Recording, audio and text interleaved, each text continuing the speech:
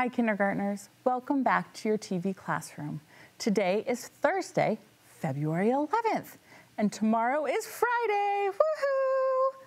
I actually really like Thursdays because I get really excited looking forward to the weekend. Before we begin our learning today, let's check in with our feelings. Let's see what zone we're in today. Mabel, I'm in the green zone. I'm focused and ready to go, and I'm excited for our lesson today. It's going to be really, really fun. What zone are you in today, Mabel? You're in the green zone too? Why? You love learning about shapes? Oh, I'm so glad. Friends at home, what zone are you in today? Okay, and why are you feeling that way? Now, just like on Tuesday, I want you to find someone around you and ask them how they're feeling today to practice showing empathy and showing that you care about others. So go ahead, it can even be your learning buddy. Ask someone how they're feeling today.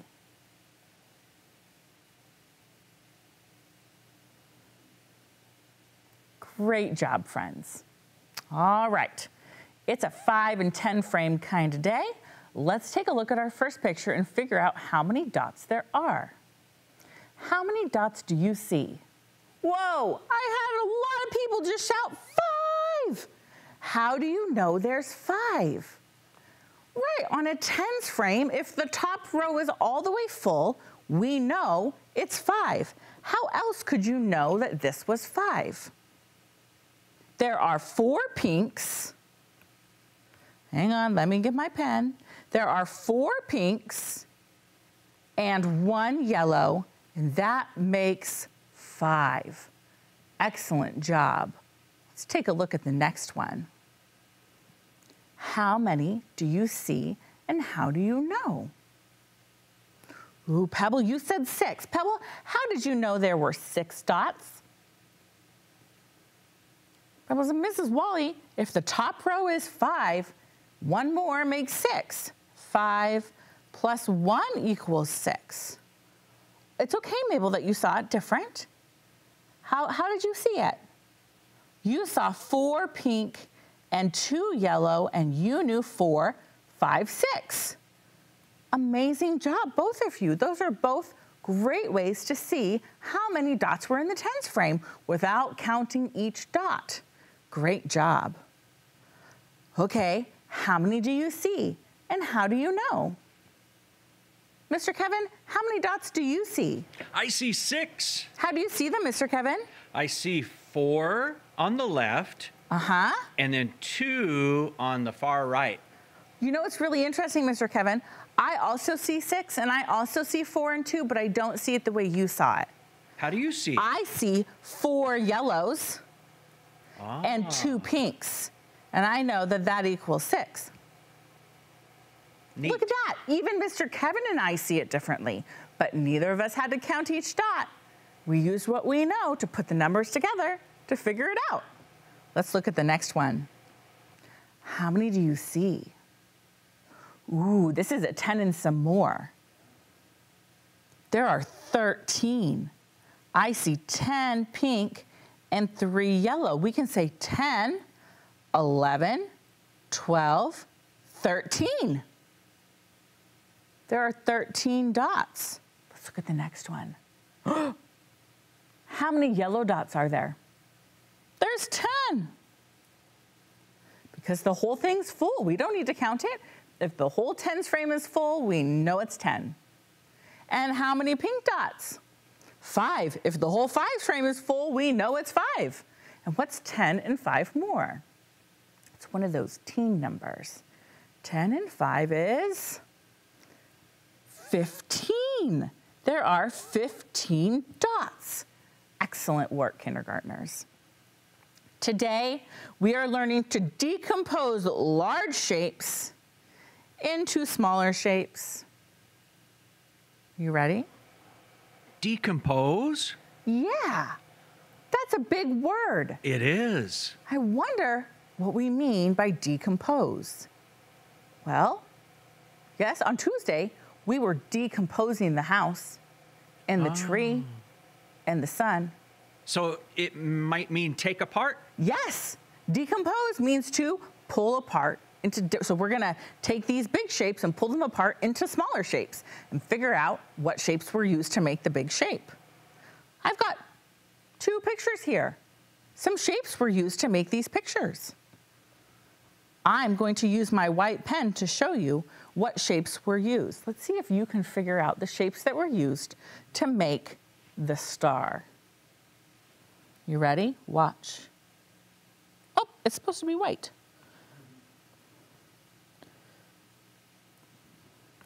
Mr. Kevin, I'm not sure what is going on today. I think it's tired. I think that the Surface tablet is feeling blue. Now, this isn't perfectly straight lines because I'm drawing on a touch screen, but what shape did I use there in the middle? It's a hexagon. So I'm taking this star shape and I'm decomposing it and I'm pulling off now I need a different color. 1 triangle, 2 triangles, 3 triangles, 4 triangles, 5 triangles, 6 triangles, and I could draw the 6 triangles that I used.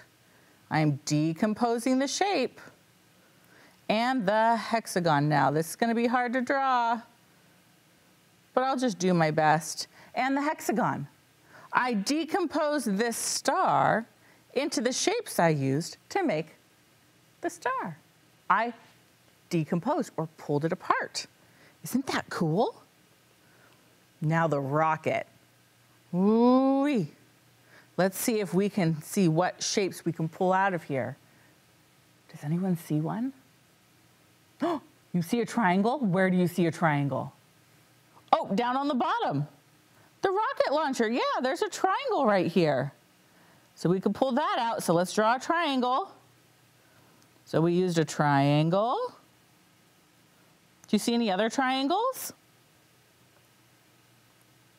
There's some more triangles. Here's another one. Triangle. And there's more.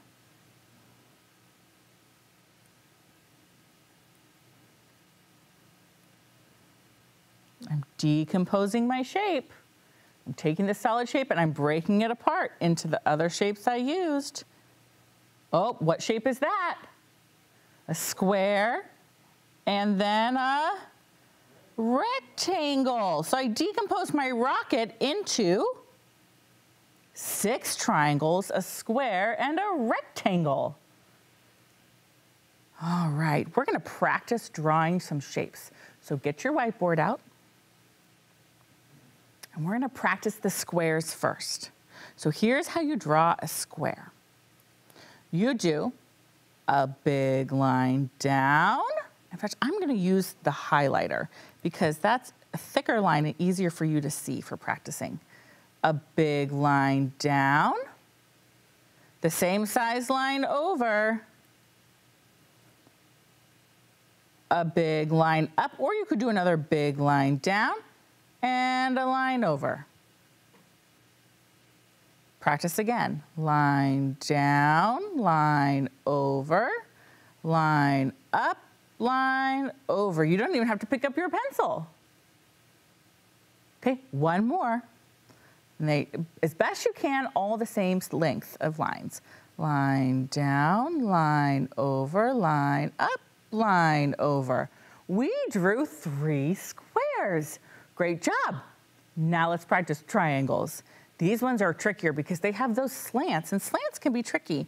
We start at the center and we slant down the other side, and then a line across the bottom. Oh, it's almost like you're making an A. It is like you're making an A, or like I like to think about like skiing down a mountain. Ski down one side, ski down the other, go back home. That's pretty fun too. Yeah. But it is kind of like an A, isn't it? But with an A, we just go down further and put the line in the middle. Mm-hmm. Line, slant down, slant, line down, line over the bottom. And we made 3 triangles. Nice job, friends. Now, Mr. Kevin, I need you to show my table up here and the PowerPoint. We're going to figure out how to decompose a rectangle with 2 squares. So, I have a rectangle. Here's what I need. Hang on. I need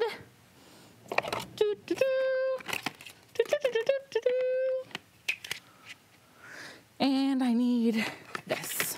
Okay. Oh, I needed got the wrong size squares, Mr. Kevin. Uh-oh, that's okay. Okay. I have this rectangle right here.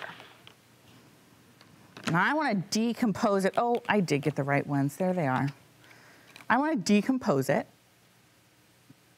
and figure out how many squares fit. So I'm going to take my squares and I'm going to put them on. Those ones don't match. They're supposed to match, but they don't. Well, then I'm going to use my paper instead. We're just going to do what we call punt, friends. And I'm going to draw the rectangle instead. Okay, so I have my 2 squares. And I'm going to make my rectangle.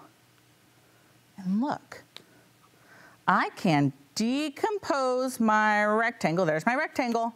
You see it? I can break it apart into 2 squares. Ta-da! Rectangle. Decompose 2 squares. Rectangle. 2 squares. Pretty cool, huh? Okay, now I'm going to take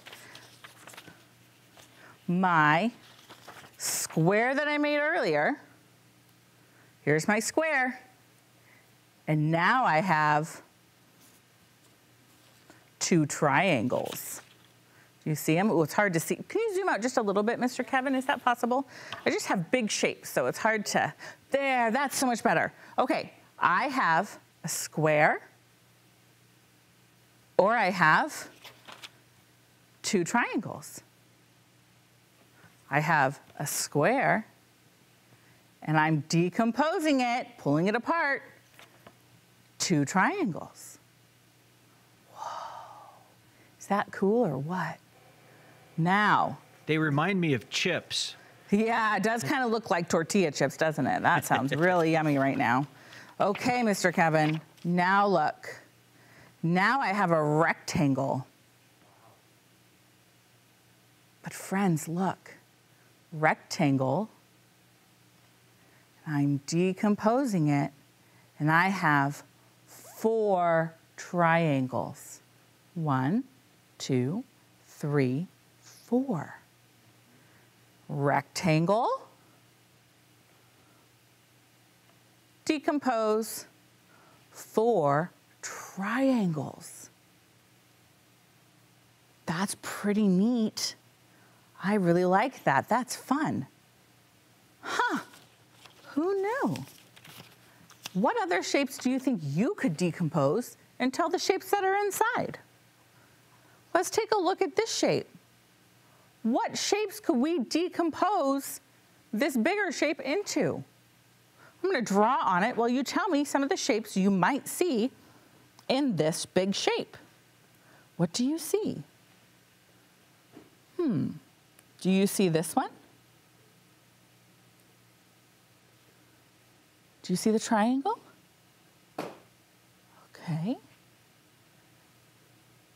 And what if I did this? Now you have how many triangles? 3 triangles. Or what if I did this? Whoop. I've got my triangle.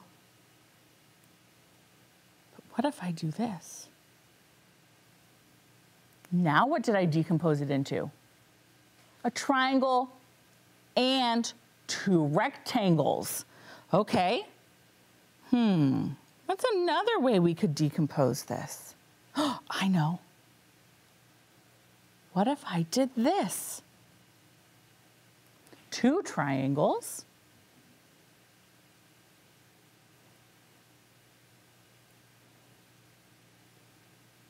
and 4 squares.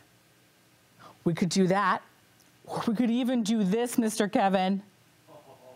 Oh man, look, I could use all triangles.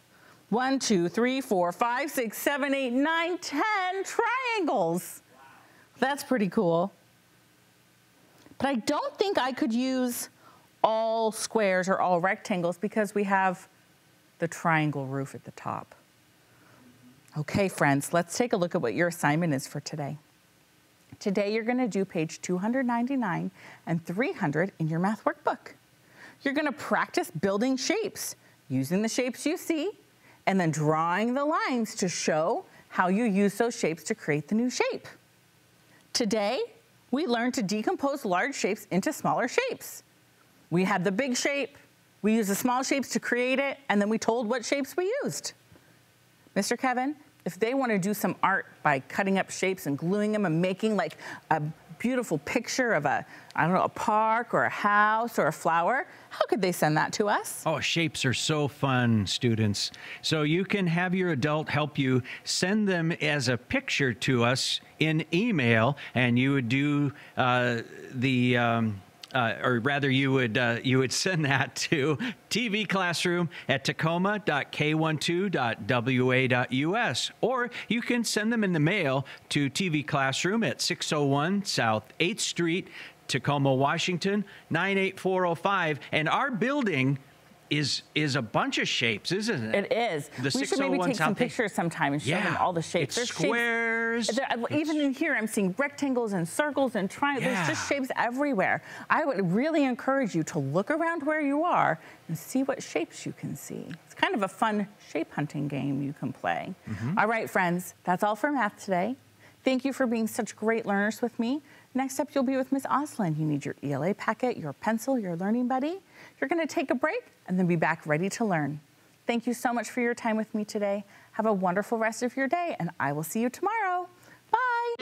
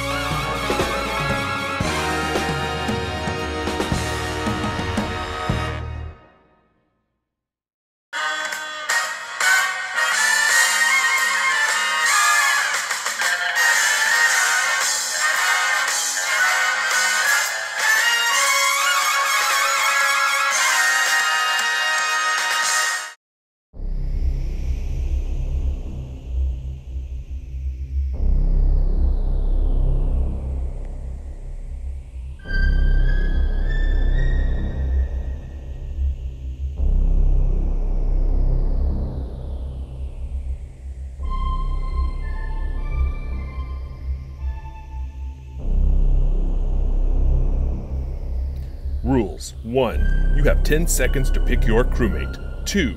A new timer will appear with an exercise for the crewmate you picked. 3. You will get 10 points for each correct crewmate and exercise you choose.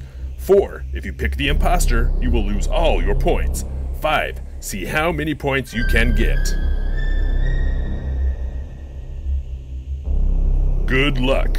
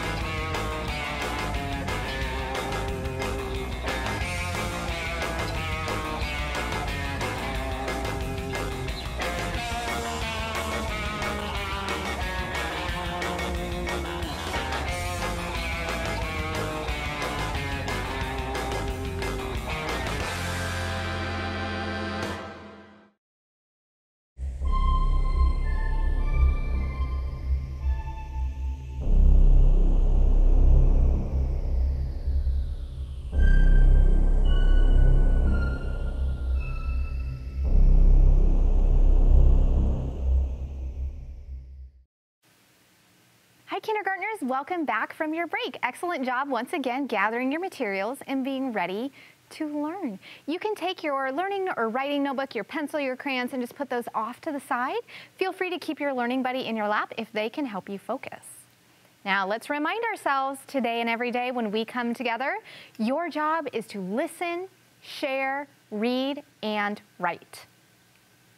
And we are practicing our strong active listening skills, and that means eyes watching, say this with me, ears listening, voice quiet, and if it helps you focus, your body is still.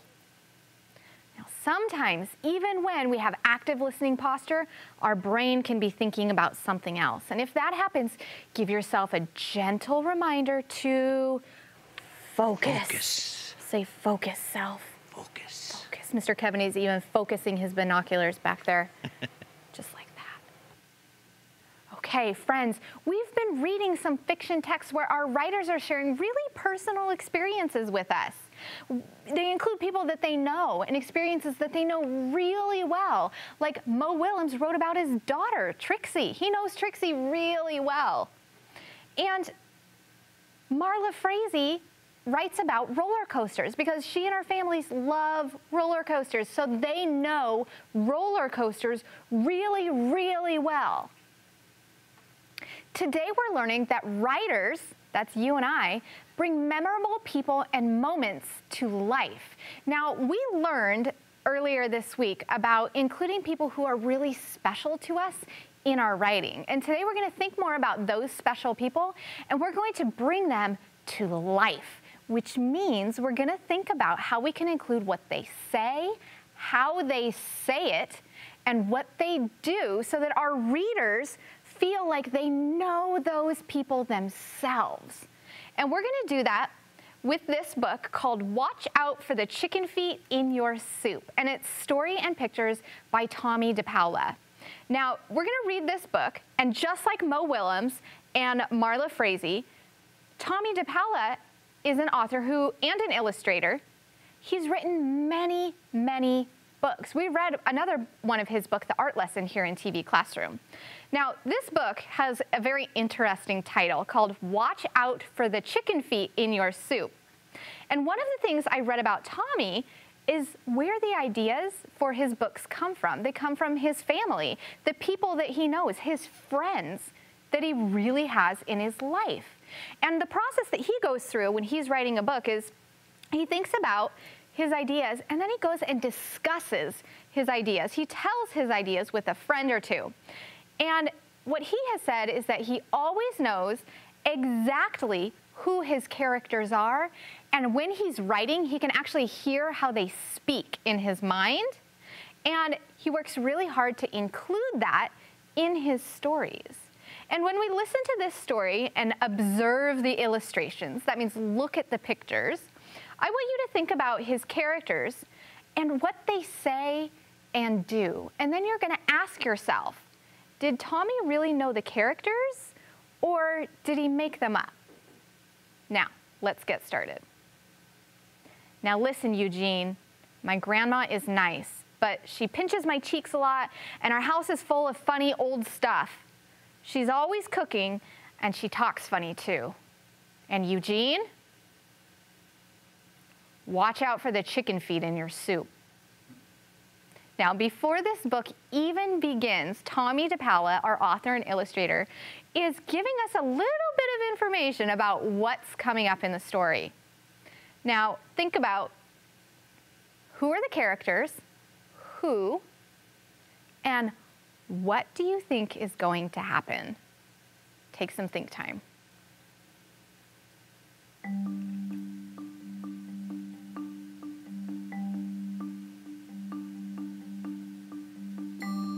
Turn and tell your learning buddy. Mabel, well, we have the main character, that's the person who's telling the story, and we have their friend Eugene, and then watch out for the chicken feet in your soup, and we know they're going to Grandma's house. Is there really going to be chicken feet in the soup? I don't know.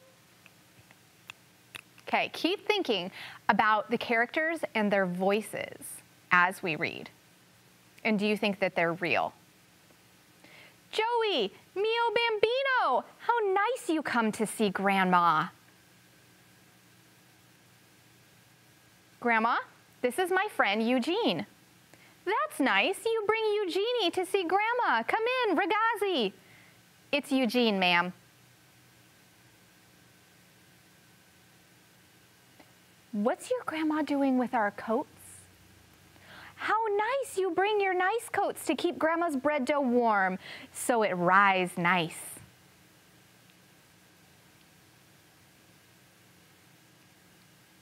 Carol, come, you, my Joey and Eugenie. I give you something nice to eat.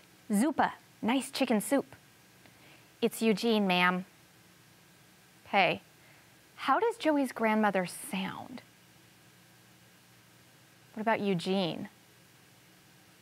Do you think that Tommy knew the people in this book, or do you think he made them up? Does the grandma remind you of anyone that you know? Take some think time.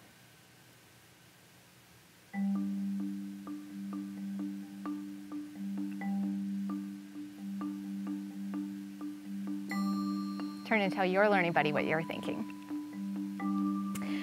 Mabel, Grandma has a superpower. She speaks more than one language. She's speaking English and Italian. That's an amazing superpower. And she reminds me of Mr. Oslin's grandma, who also had a superpower. She spoke English, she could speak German, and she could speak Latvian. And she reminds me of this grandma because every time we would go over to her house, she was always trying to feed us and she was always cooking things. And that was how she showed people that she loved her or loved them. Now, let's keep reading, thinking, do you think that Tommy really knew these people or do you think he totally made them up? I'm thinking that the grandma is a lot like who his real grandma was like. Psst, Joey, look. Just for you nice boys, spaghetti, mangia. Boy, Joey, you sure eat a lot here. The dog looks happy about it. Ugh, I'm full. I love spaghetti. Joey, you not eating. Eugenie eat everything all up. You not eating to grow up big and strong like Eugenie. Eugenie, you come with Joey's grandma and help her make her nice bread. We push the dough.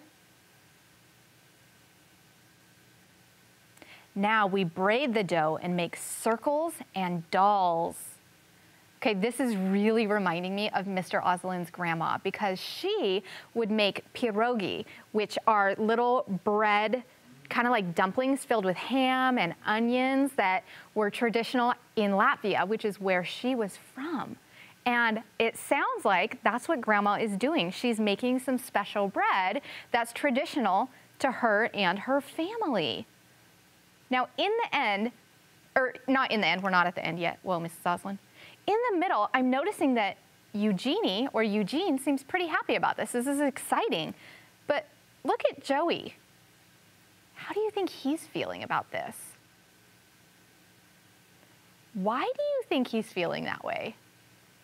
Take some think time.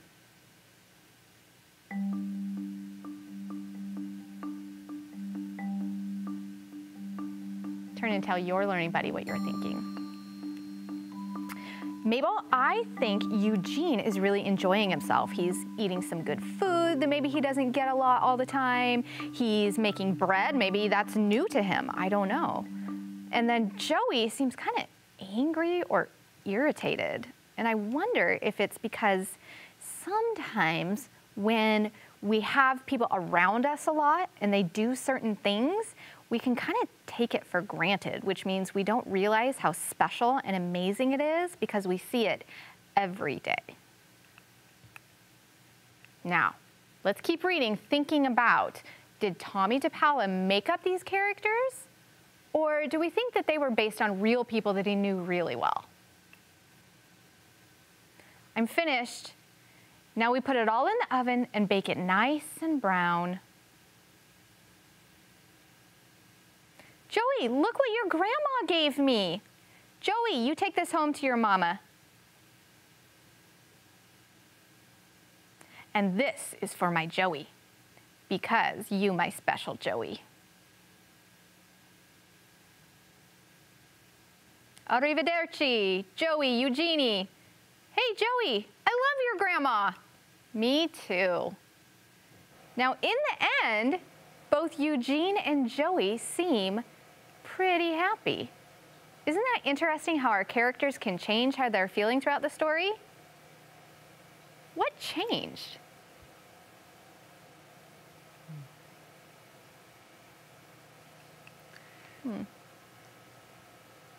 Mrs. Oslin, I was thinking that Yeah.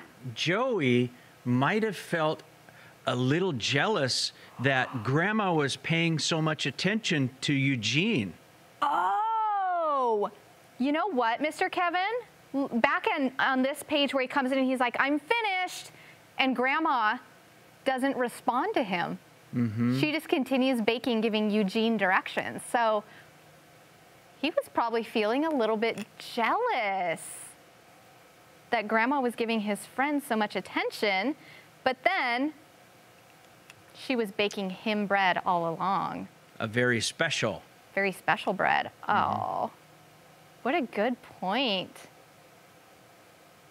Now, this last page is like an author's note. It's a little note that the author writes to the reader, and it is written from Tommy to us, the readers, because there is something else he wants us to know about this story. I love when that happens in books. Okay, I'm gonna read and you listen. Tommy DePella had an old-fashioned grandmother just like Joey's.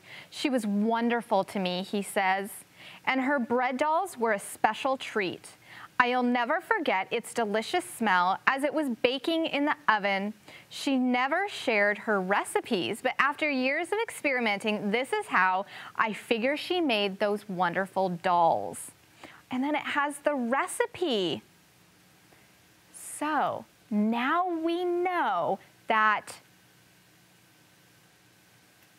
Tommy DePalla wrote this book thinking about his grandma, his real grandma, and his friends, Eugene. And he thought about how they spoke. He thought about how they acted. He thought about the memorable moments, like making bread with his grandma. And that's what gave him the inspiration to write this book. And really made these characters come alive, or makes it seem like I could really hear Grandma speaking, and I could really hear Eugene saying, "It's Eugene, ma'am." I could actually like hear his voice in my ear, because our author, Tommy DePalla, did such a nice job of including details in the pictures and the words to let us as readers know. Now, for your independent reading today, you're gonna think about your characters, and you're gonna actually hear their voices in your mind. And then in your learning notebook, I want you to write about the characters' voices and the traits that they have. Like thinking back to I Know a Lady, we've realized that our character was really kind and generous. So you're gonna practice trying to figure out what kind of people are your characters, and that's what you're going to write about in your reading or writing notebook today. You're also going to share and write about special treats or recipes that you make with your family, if that's part of what your family does together. Now, your family might not cook together, and that might not be part of what your family does, but what do you do together? Take some think time.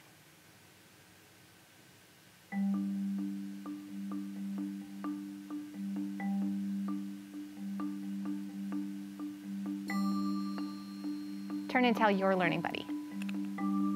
Now, Mabel, when I was growing up, cooking and preparing meals as a family wasn't really part of what we did, but what we did do together was read. We spent a lot of time reading together. So I can write about those special memories. But now as an adult with my own kids, it's really important to me that my kids cook with me. So I could also write about how my family now does cook together as a family.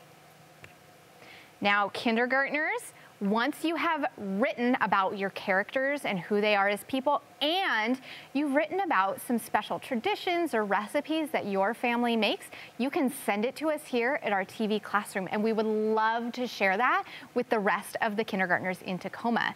Mr. Kevin, can you tell our kindergartners how they can send us their writing? Absolutely. They can have an adult help them with email, and you can send the letters to TV Classroom at tacoma.k12.wa.us. And you can also mail them via the regular mail and send them to TV Classroom, 601 South 8th Street, Tacoma, Washington, 98405. Thank you, Mr. Kevin. Now, kindergartners, this is the time when I send you off with some positive self-talk. And you're going to go off and remember all about setting up your independent learning space, gathering your materials. Let's remind ourselves, I am a strong independent learner. Practice saying that out loud. I am a strong independent learner. Excellent job today, kindergartners. I hope you have a great rest of your day, and I look forward to seeing you next time here in our TV classroom. Bye.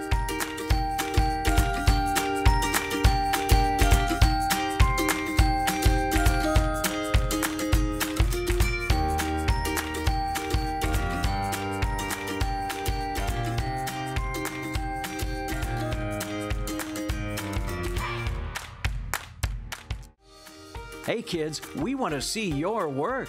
Just send your pictures and your stories to TV Classroom, 601 South 8th Street, Tacoma, Washington, 98405.